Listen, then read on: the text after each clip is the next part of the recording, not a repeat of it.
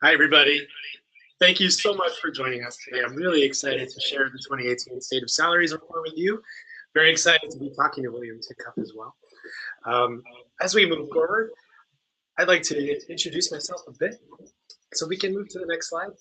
Karstan Vagner, the Senior Director of HR here at Hired in San Francisco.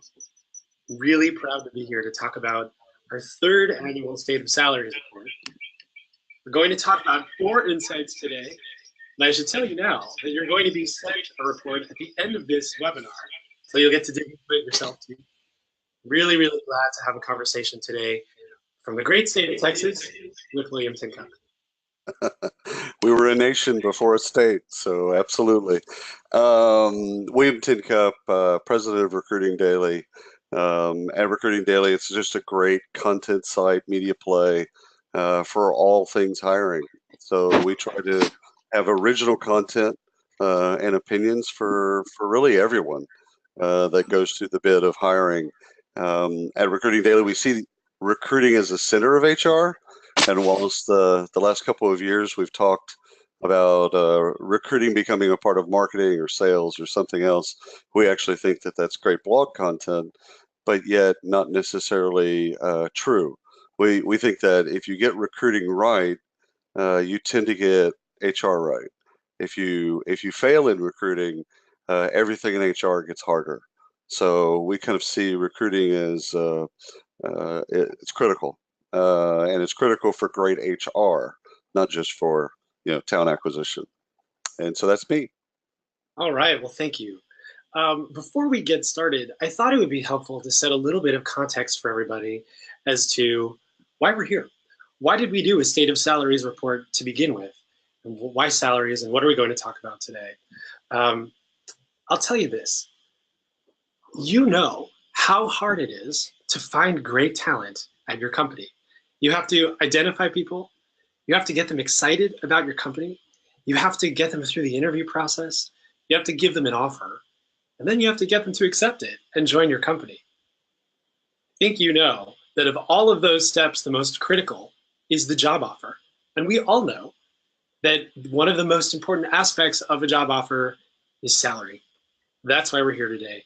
We have a lot of salary data from 13 global cities that we want to share with you because we think these insights will help you in your recruiting efforts, help make you more successful. A little bit about the survey itself. If we go to the next slide, Hired is not just a company that connects tech workers with their dream jobs. We're also sitting on top of a lot of data. We have unique insight into actual salaries around the world, but not just that. We also have data around tech workers' salary expectations. We're going to be talking about that later today. You're going to hear us talk a lot about tech workers. So as you can see here, how we define tech workers are software engineers, product managers, data scientists, and designers. So let's get started.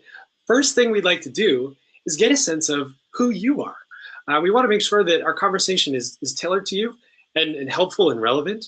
So you can see the question here. How confident are you in your ability to set competitive market rate salary offers?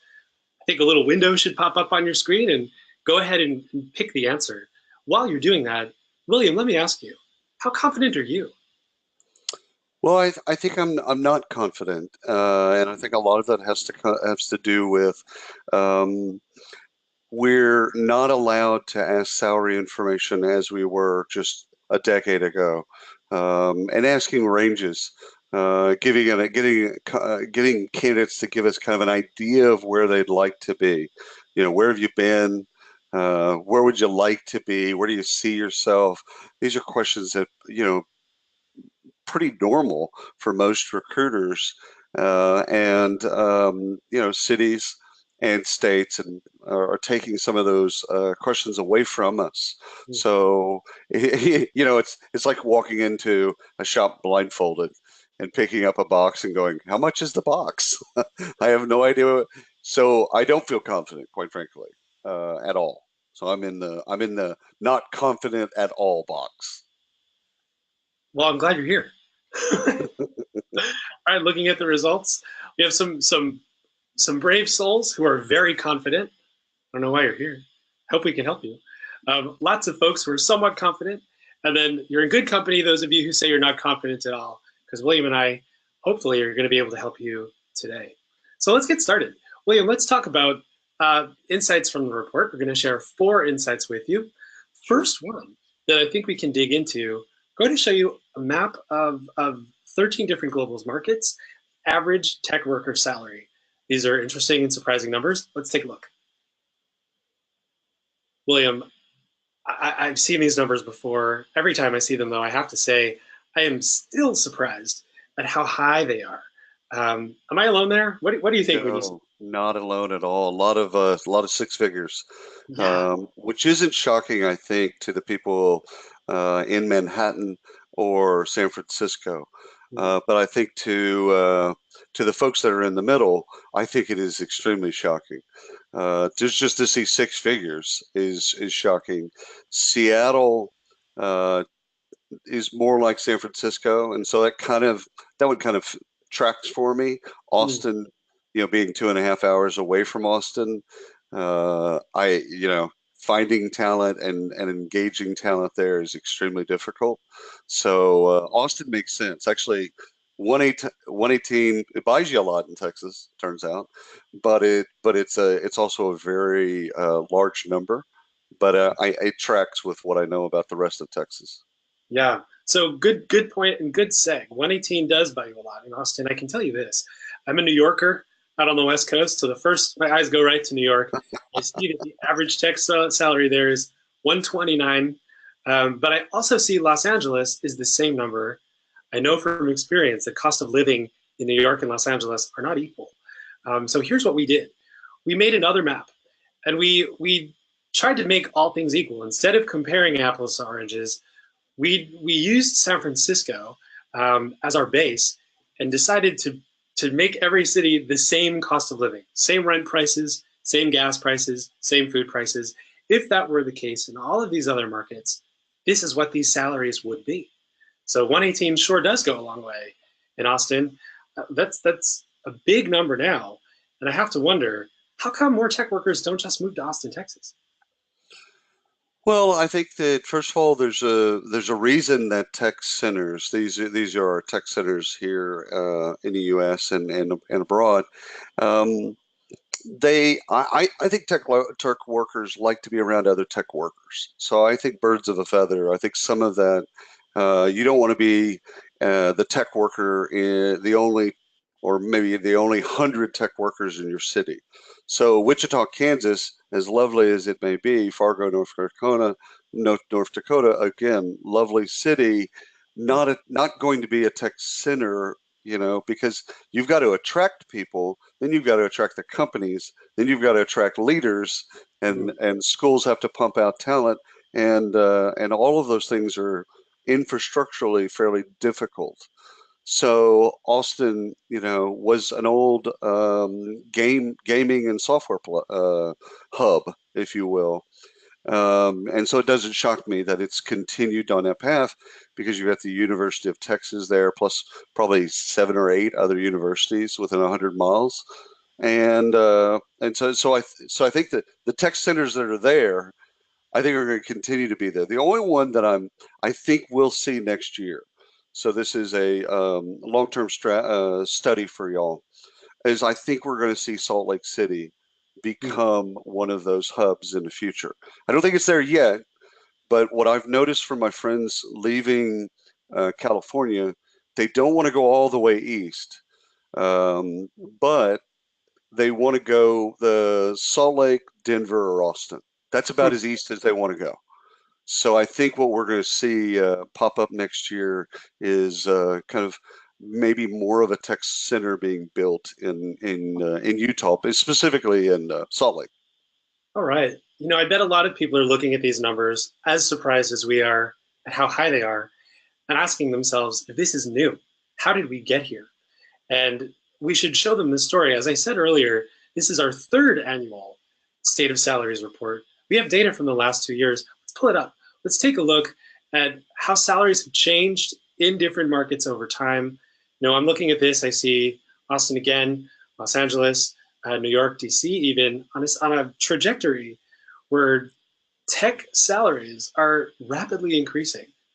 What's happening? Why is it happening in these cities? Why not others? Um, and what are the next couple of years going to look like? I think in those four cities in particular, I think it continues to go up. Because those areas, if we were to do an overlay of where funding happens for startups, Good point. you fund a startup, and damn near every startup, regardless of industry or even product, you need technical talent, and so where are you going to get that technical talent? So my gut tells me we go forward a year, we're going to see Salt Lake on this list, and potentially Atlanta. But the upward trajectory of Austin, LA, San Francisco, and Seattle, I don't see an end in sight, quite frankly. I think those are just going to be more up and more on the trajectory that you kind of already see with those four cities. So then how does that affect recruiters going forward, right? Or companies in general, knowing that tech workers are more expensive in some of these cities? Look at these stories. They tell themselves, right? Should we be looking for tech workers in Boston or in Denver? Companies who are saying, hey, I can't afford these higher prices. Maybe I should consider other places. What do you think? Is that already happening? Absolutely. Yeah. You can kind of talk to the people that do relocation for a living, and you find out that there is other technical talent around the globe, and inside the United States, within the four walls of the U.S., there's other technical talent elsewhere. So here, I'm in Dallas, let's say. There's technical talent here. And to move them to Austin isn't that difficult, quite frankly, Yeah. for a lot of people in Dallas or Houston or El Paso, etc. So I think what you're going to do is you either harvest your own talent, so you get them early, you get them out of college, or you work with a college, which is you're starting to see more of these days, where companies are working with community colleges or four-year institutions to develop talent, a pipeline. So you're either going to harvest, you're going to work with colleges, or you're going to go find them elsewhere. Because what happens in those four major markets is a lot of switching. And that's not necessarily a bad thing. I think switching has gotten kind of a bad name, but people wanting to get a different job at a different company, that's about as American as it gets. Um, I think in those four cities in particular, you're going to see a lot more switching. So if you were at Oracle, now you'll go to Workday. If you're at Workday, now you'll go to Salesforce. If you're at Salesforce, you'll go to Facebook. So that will continue to go. That trend will continue to go, but we're going to have to bring other people to the table in those four cities. So regardless of what happens with H-1B visas, let's just put that aside because that becomes political. We're going to have to look for other talent in other cities and relocate them. So the game of relocation, which if you don't have a great relocation firm, on speed dial, shame on you. You should have one, and be able to get them to these cities as quickly as possible. Now, there's one more X factor we should talk about, and that's Amazon's second headquarters. How is that going to affect this map, these charts? What do you think? I think it's going to massively, just wherever they pick. So let's say they pick Atlanta. Um, it might not be the first year that we see the change in Atlanta and their Right. technical talent, Right. but the second, third, fourth years after that, they're going to have a massive influx of technical talent. So if you're a technical recruiter, you're obviously following that because they're going to be pulling. It's not like that technical talent is readily available in Atlanta. Right. They're going to be pulling from elsewhere, and that's those four major cities. Because again, your dollar goes farther. It's probably closer to Austin, but your dollar goes farther. So if someone's going to pay you $200,000 to relocate to Atlanta, Georgia, your life just got upgraded It's true. uh, in a major way. All right. Let's move to the second insight. Really interesting thing here. I bet a lot of people on this call have spent a lot of time thinking about hiring software engineers, getting the right compensation package for software engineers, our data tells us something interesting about software engineers compared to product managers. Let's take a look at it. Let's go back to 2015 when software engineers were making a comparable salary to product managers. 2016, 2017, this most current report, these roles have really diverged in terms of average salary. What happened between 2015 and today to make that happen? I think that people, executives in particular, have realized that you need the engineers to both architect and code. So you need them. It's required. You got to have them to build. However, the product managers have a very unique skill set, and they're not grown on trees. Like software engineers, there's a career path. You can get an undergraduate degree, from Stanford, and kind of go on about your business. Well, product management, it's a little bit of sales, it's a little bit of marketing. You're working with technical talent, so you've got to be able to speak the language, and you've really got kind of a vision of where that product both is and where it goes. So you've got to be able to play well with all the executives. Play well with partnerships, marketing, business development, sales, engineering. Like, who has that skill set? So first of all, there isn't a great degree programs that pump out a ton of great product management talent. So you got that problem. Secondly, they're hard to replace. So once you get them, you see executives finally. I think that's what you see in the raise between 127 and 145 is executives kind of cluing in to once Sally's on the job and she's managing the product. Yeah, Sally's not going anywhere. Right. We're gonna figure out a way. Like, what do you need? You need a new car? Got it. What else? What do you need? Because they're just too hard to replace because of that skill set, and because they're intimately familiar with the vision of that product that they're working on. Whereas an engineer, God forbid, they're in the hospital, you can bring in another engineer, and it might take a little bit for them to get up to speed, but they can get up to speed. Whereas if Sally leaves, you're dealing with a massive hole that now you've got to fill in. And so I think we're recognizing as a society, and I think it's actually hit the board and the executive team.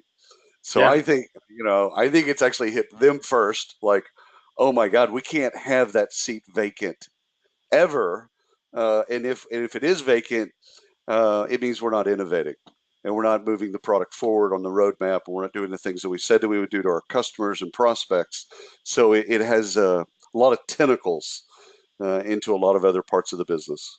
That's a very good point. And just looking at this, thinking about folks who are looking at this for the first time, I bet some people are wondering, gosh, I'm not paying my product managers more than I'm paying my software engineers. Am I doing it wrong? And to them, I would say, not necessarily, but you should at least know that other companies are. You should at least know what the data has to say, so you have a sense of what the market looks like today. Yeah, Carson, I'd say it like this: when you build an HR, when you build a succession plan, which is something we all should do more of, is who's most critical. Mm-hmm. Your product managers are on that list because you can't have the business isn't there without your product managers. So I really think if you haven't treated them as critical, I think you slide them over into that category and you start to really find out what drives them. Kind of personalized, performance management, if you will, or even succession planning. You got to know what drives them. And comp, salary in particular, is going to be one thing, but there could be a whole host of other things. Well, exactly. What you don't want in product management is regrettable turnover. People that you wanted to be there, they're really great at what they do, and for whatever reason they left. That total failure. And Yep. so I think whatever we can do to protect against regrettable turnover in the product managers, we should do. Great. Let's move to our last two insights. They're connected. And it's about the salary gap. We're going to look at it in a couple of different ways. First way is looking at salaries by race across tech workers. Let's take a look at these numbers. First thing I see here, actually, I should step back and explain. On a hired marketplace, when a tech worker joins the platform, first thing they do is tell us and tell prospective employers what their preferred salary is, how much money they're looking to make in their next role. So we have that data, but we also know how much money they're actually accepting in whatever offer they get. And what the first thing I'm looking at here is that what people are asking for is not what they're getting. They're getting more than what they're asking for across the board. And by race, in this case, it's a similar amount of money, $6,000 to $7,000 more than what they're asking for. But what really stands out to me is that white tech workers are asking for the most, therefore getting paid the most. Is this surprising to you? To the fact that people are getting more than what they're asking for, does that surprise you at all? No, there's three things that come to mind when I look at this data. One is it's very hard to know your worth. And everybody, we all suffer this. This is not by race or gender, or even by age. We just don't know what we're worth. Like when you go to the grocery store, you buy milk, you know what it's worth. There's a price tag next to it. We don't have price tags hanging over our heads, or on our t-shirts, etc. So we don't know our worth. And so on the red, I think what you see is candidates that want to change, they want to do something different, and they don't quite know their worth. So on the red, I think there's an easy story to be told there, is have a better sense of worth. Maybe what you do is you have a number in mind, and then you add 10,000 to it, just to make up for the fact that you don't know your worth. All right. Second thing is in the black data, what, not black as in race, but Black box. yeah. So in that data, what you see, or what I see, is the aggressiveness of recruiters getting the talent. Yes. So once you find, if this is home buying in areas where home buying is very scarce. So I'll deal with areas that I know, like Highland Park, Texas, or Highland Park, Dallas, Texas. If a home ever comes up for sale, we'll just put it that way. When it comes up for sale, it's not going to sell at market rate Mm. ever. It's market rate plus. So they might put a number on it, like 900,000, but they're not going to get 900,000. They're going to get over $1 million. So I think what you see here with that data is you see recruiters recognizing, when I find that talent, I'm not going to low bid. What is it, a used car sale? I'm not going to go low. They come high. We find a middle place. No. They're like, okay, you want 127? Tell you what, you're kind of undervaluing yourself. I'm going to do 133. I'm going to get you a sign-on bonus, get you 2 weeks, go travel Europe, get your head straight. Let's start the job. Yeah. Like, they're getting aggressive there. So I think you see that.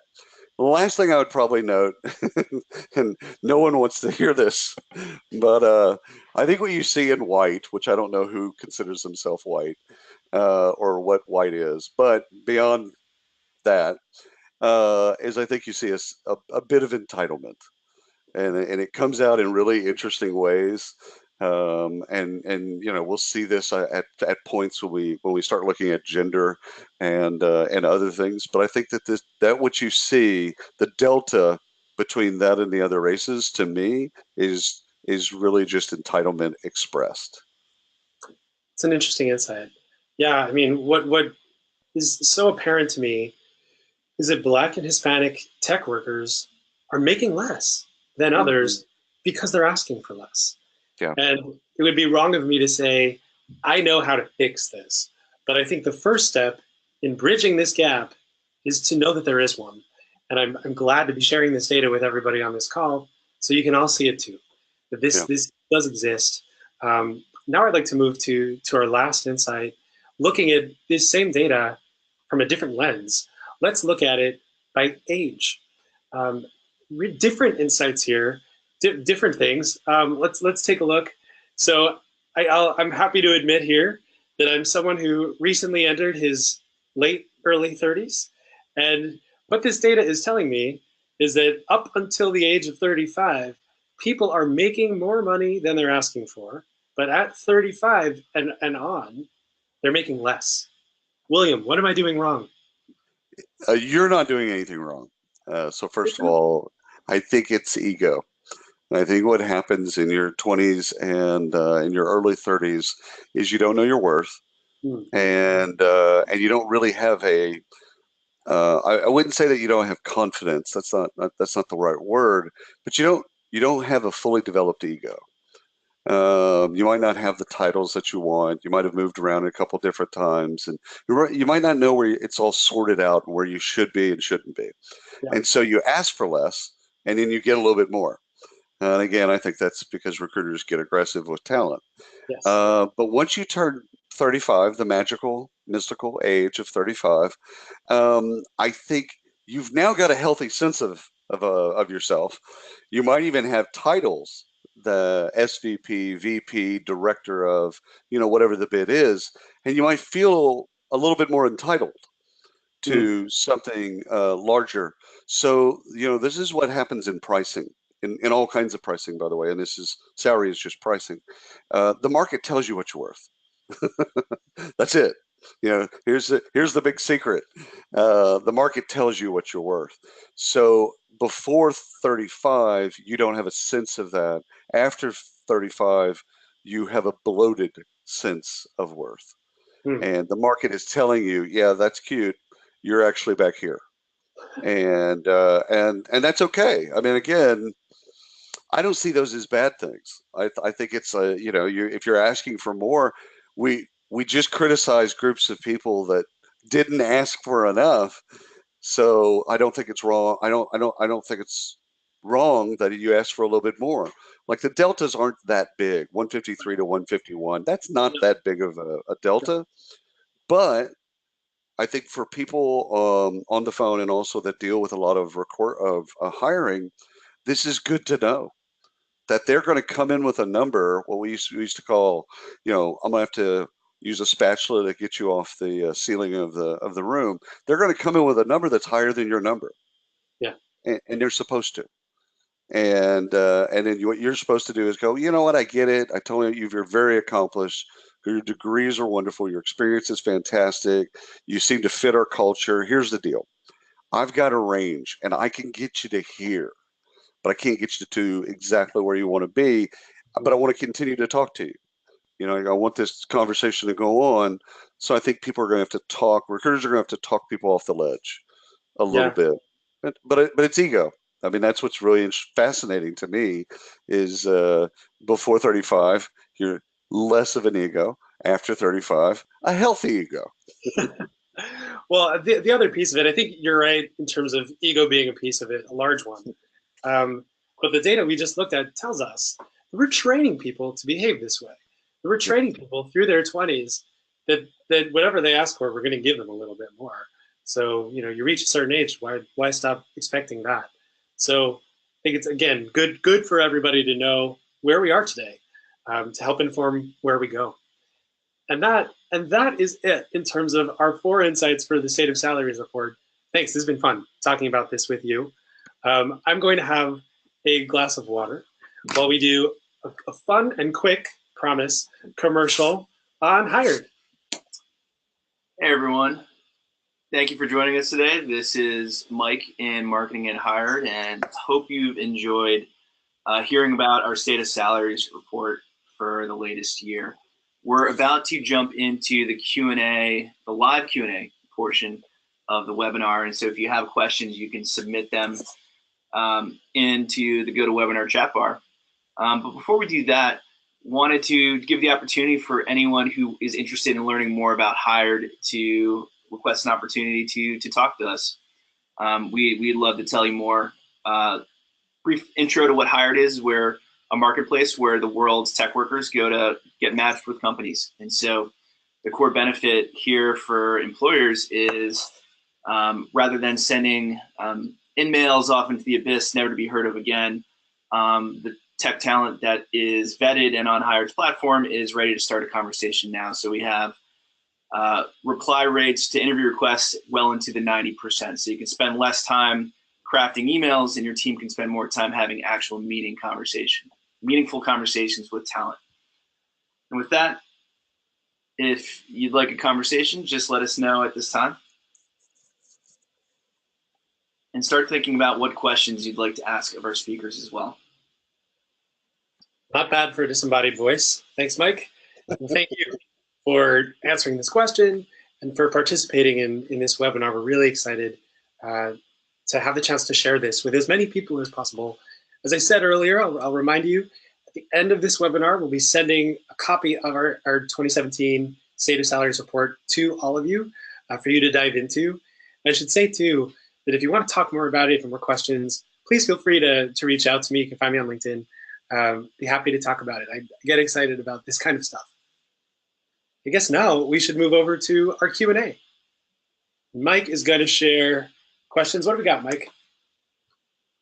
All right, so first question. If I can't afford to pay average in my city, what's your advice for attracting talent and negotiating beyond salary?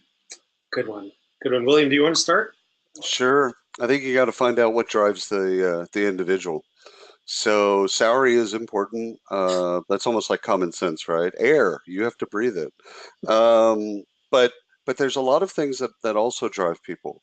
I remember doing an employee satisfaction survey for a large ad agency, and the number one thing that came back, it wasn't about money, it wasn't about benefits, it was that they wanted to bring potted plants to work. Like the landlord wouldn't allow, in their space, wouldn't allow potted plants.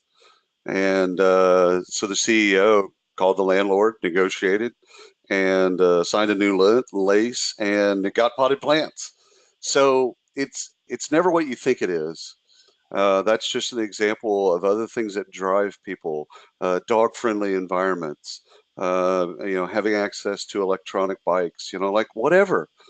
So if you don't have the salary, don't stop. I mean, don't give up, and clearly, but find out what drives them. And I think you come right at it, as straightforward as you could possibly be, and say, I can get you to this salary straight. Bonus structure looks like this. What are the other things that are important to you? Let's just be honest with each other. If I can't get you to there with salary, I'm going to tell you that and be truthful to you, but there's got to be something else that we can do. Is it career path? Is it training? Is it mentorship? Is it continuing education? Like, there's all kinds of other things that we can do. I talked to a company yesterday that their product, it's a wellness product, and it reduces stress. So like something like that. Yeah, you don't have the salary, but you'll have access to this product that actually helps you reduce stress. Yeah, well, these are all good points, and I'm not sure everybody out there is going to be able to hand over a potted plant to every person they bring on, but knowing what drives people is important. And I think you're right. When I've interviewed thousands of people, I'm sure you have too. Key themes that come back to me always: people don't necessarily leave jobs because of salary.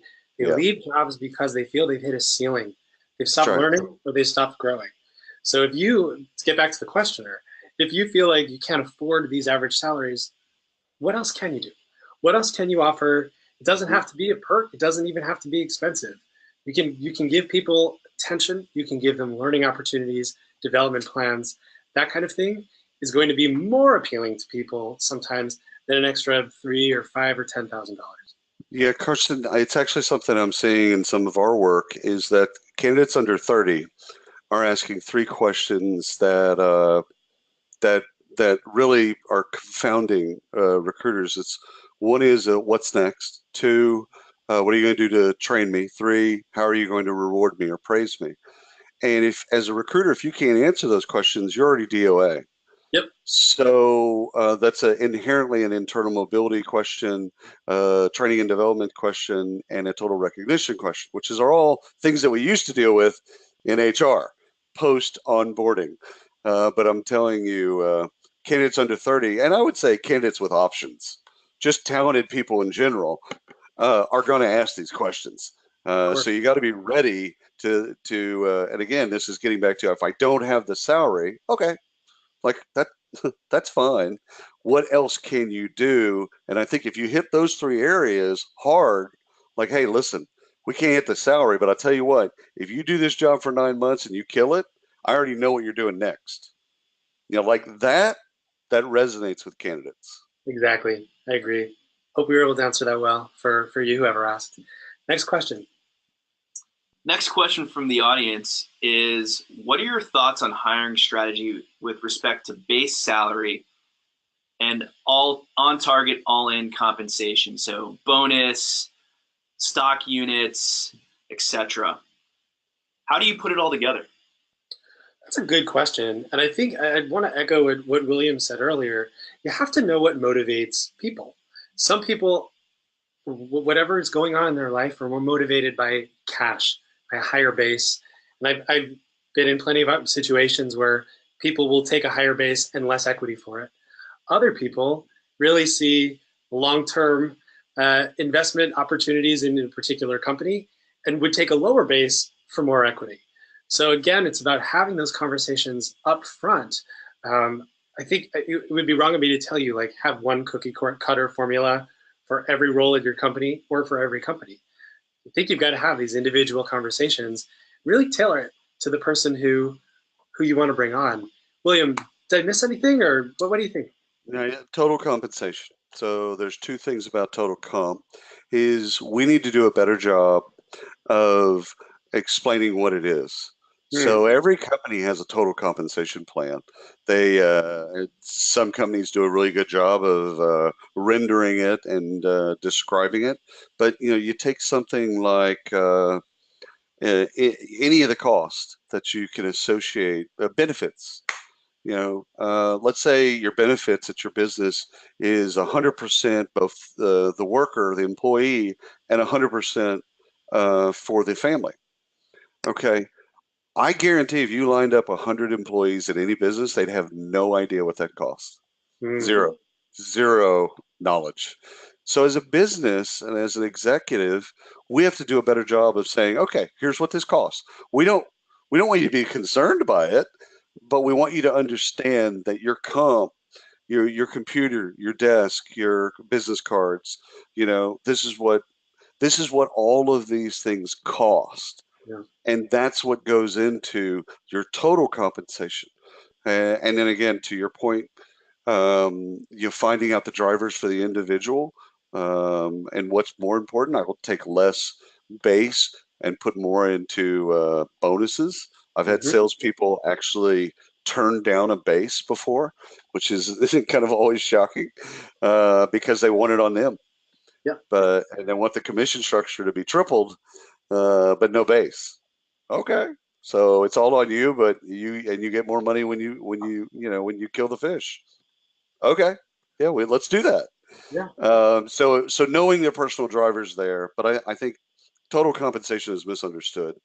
We do a horrible job of telling people about total compensation. We just got to be better at knowing what those things are, and then rendering it and just telling a story about what those things are and what they're not. Show him the receipts. All right. Next question. Next question from the audience, and this one's about the report data itself. How did you get the actual salary data?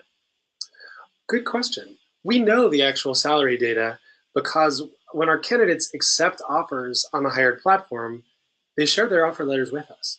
So, I've worked at other companies. I've spoken to many folks like myself at other companies too. If you just survey people on what their salary is, you may not get 100% accurate data for many different reasons. We're proud of our data because we know it's 100% accurate. We're seeing the actual signed offer letter. Yeah, sometimes what you get in that self-reported data is aspirational salary. Right. So no aspirational data was used in the making of this. Next question. Next question has to do with the location of talent and the trends around it. What's your feedback on migration of tech talent from the West Coast, Silicon Valley, to the Midwest area? feedback on the migration from people to the West Coast to the Midwest. You probably have more insight on this than me, William. What do you think? It's all at that certain life stage Mm, that people tend to go through. When you're young and poor, you can live in a 400 square foot apartment with three other people. As you start to settle down, however you want to define that, by the way, but as you age, and let's say you get married, let's say you have kids, kids are in private school, all those things in California, the coastal part of California, we should actually separate yes. California into a couple of different areas. The coastal part of California, San Francisco and LA in particular, um, the cost of living for just having a 3,500 square foot house and a pool, two kids in private school, and two luxury vehicles, you you can't. Well, you can do that in Silicon Valley. It's very hard to do that.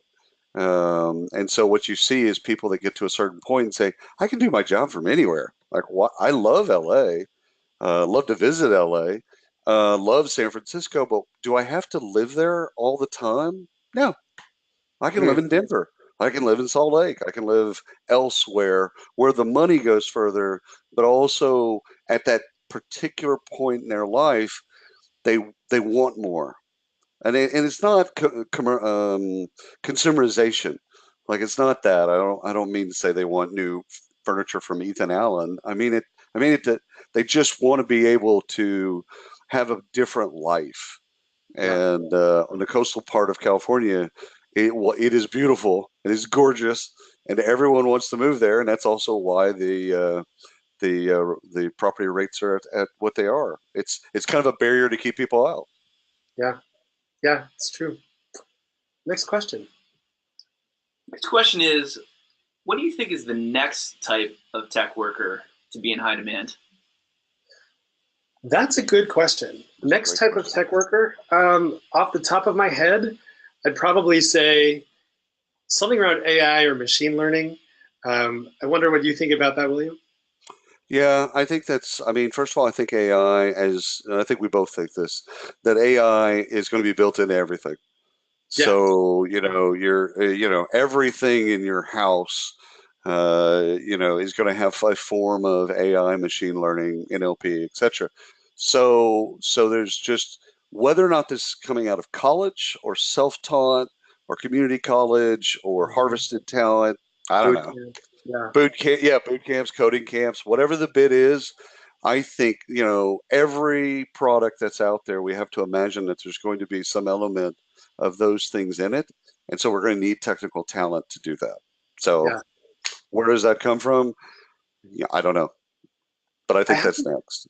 I have to wonder, if we're thinking about how high these salaries are, how in demand tech workers are, I have to wonder if technical recruiters are going to Mm, become a role that's also in demand across the country. I think it's a great second career for people that have been technical in the past. So you Okay. take your full stack developers, your front end developers, your software engineers, application designers, etc. Yeah. Let's say they've been doing that for 20, 30 years and they're just kind of tired of the bit. Those are going to make great technical recruiters. Right. So I think you're absolutely spot on, Carson. I think that as we become more technical and everything in our life becomes more technical, we're going to need more technical recruiters. So, and I think where are we going to harvest them? I think that a lot of these could be harvested from second careers, if you will. But Yeah. yeah, we're gonna that's a really good one to put on the list. You heard it here first, folks. So Next question. that happened. Next question is about job titles. How do you feel about offering higher job titles as incentive and part of compensation? How do I feel about it? William and I are both smirking right now, so we probably feel a similar way. I feel that if you want to continue the trends we've seen here with some entitlement, with people asking for more money than they're actually worth, inflate away. But I'm somebody who likes to think that we should set the right expectations with people about where they are today and call them that. And at the same time, put them on a growth and development plan to get them to where they want to be within a reasonable amount of time. What do you think about, William? Yeah, I had a friend of mine tell me about a part of India that they do these micro promotions.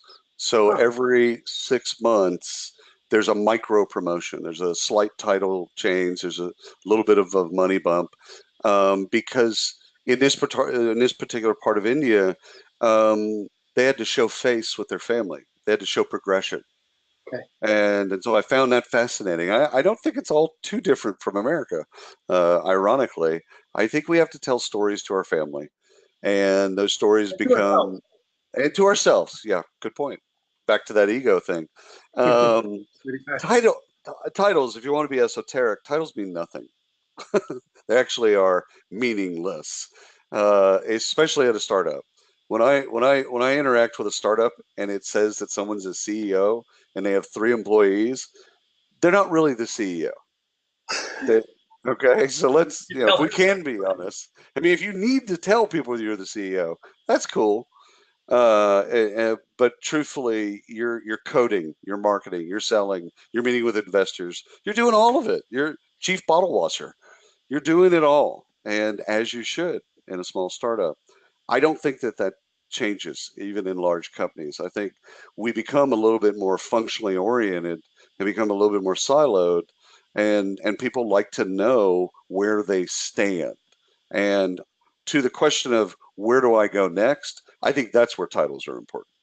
Yeah. Not so much in the words, but in what the responsibilities are going to be, what I'm going to learn, the experiences, and the associated kind of perks that come with the next move on the board.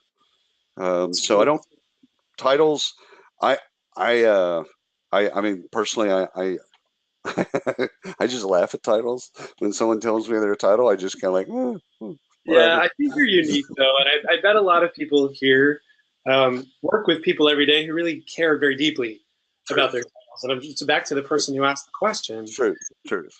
I would say to you, think about the long term. If you inflate a title today, Yeah. 12 months from today, you're going to have to inflate it again.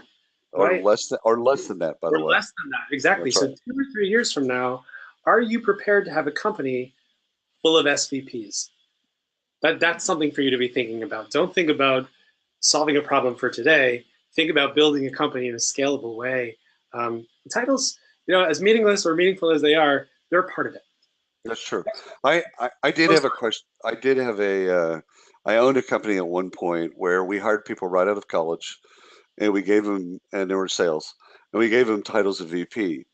And the reason for that is that people would answer the phone if From a a VP. VP from a VP, right? But if you just put account as an executive or whatever the bit was, which would be true, they wouldn't get a call back. They wouldn't Yeah. get their calls answered. So there was a reason for it, but I really like your take on what does it lead to. If you don't have a real sense of where that goes, then let's start there. Let's build that. What is that career progression so that you can show them and revisit based on success. Let's revisit where you are and let's do that. Yeah. Great question. Thank you for asking it. Next one. So this is the last question we Okay. have time for today. Okay. And the question is, embedded in the rising salary data across all regions and most job functions in tech workers is that there's a tech shortage of these workers. What companies are going to be feeling that shortage the most over the next few years? Oh, great question. William, Yeah, I'm going to pass this one to sure. you first. I see a theme here. First of all, I want everyone to know that I am repping the brand. Boom. So there's that. Hired has great swag. They're great people, by the way. I've worked with them for a while. Love their team. And I'm wearing their swag. So there's that. I don't wear anybody's swag. It's the companies that are late to the party. So to answer the question and to not be foolish, the companies that haven't gotten to the place where they've either recruited a ton of technical talent or it's even been on their list. So you take a manufacturing environment where they just have never gotten into that bit. They've always hired a certain way. They're late to the party. They're going to face a steep learning curve, and they're going to have the hardest time. You know, I don't feel sorry for anybody, technical recruiters at Lyft or Facebook. They know what they're doing. They're extremely skilled at technical recruiting, but the poor unfortunate folks that have never done it before, and it's not become kind of core competence for them. Yeah, that's gonna hurt, actually. Yeah. Well, thank you. Thank you for your time. To everybody who joined, thank you, William, for your time. Great conversation. It's fun talking to you.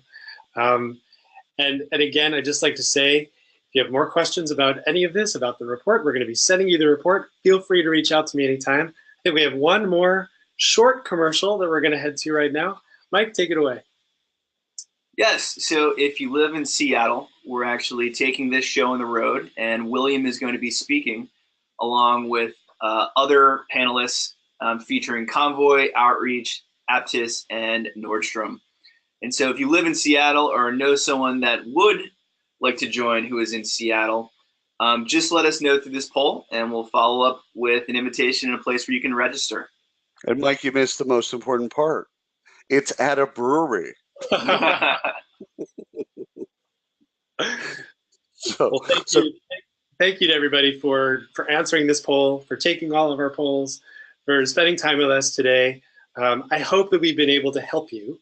I hope that we've been able to give you important data to help you become more successful in recruiting. This has been great. Thank you all so much. Vice versa. Thank you. Bye, everybody. My hair actually does stand up like this, by the way. Bye. Just wondering.